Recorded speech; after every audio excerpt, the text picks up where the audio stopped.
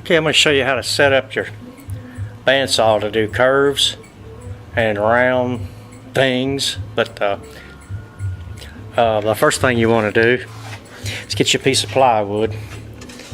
It's got to go out past the blade. Really, it should go out all the way to the end, but this is the quickest thing I could find, so that you have a table to set stuff on. And then your next thing is you need you a turning table, which is what I've got here. And what we're going to do is we're going to run this on around and get our cut on this thing, so we can set this thing up to do our curves the way we need to.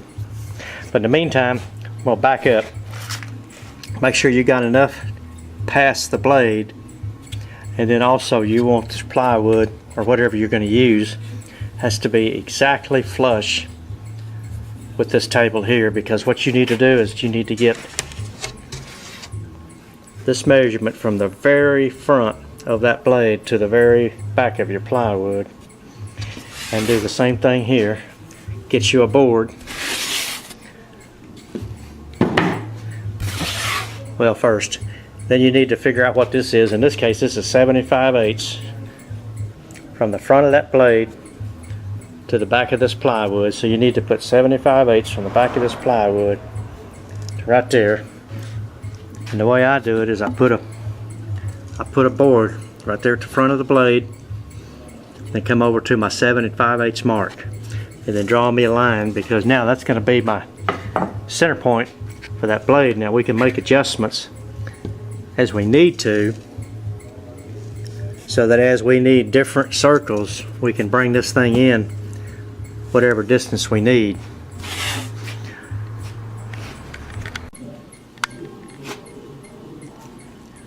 Okay, 7 5/8. Come down here, get you a mark from the back up to the very front. Put you a board or something across from the very front of your blade, right there where my mark is, and then put it on there, and then get you a line across there. And then as you're cutting your pieces, I would use scrap pieces first. You can find out if that blade is starting to drift to the left or to the right. In either case, whichever way it's drifting, just move it just a hair one way or the other.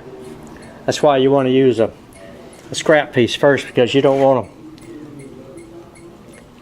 to start making holes of where your pieces are going to be cut, because if you get too many holes, then you're not going to be able to find the right spot. So when you scrap piece, either come way out to the end or real close to the, well, not too close to the blade, but close enough to where you know you won't be using it anytime soon.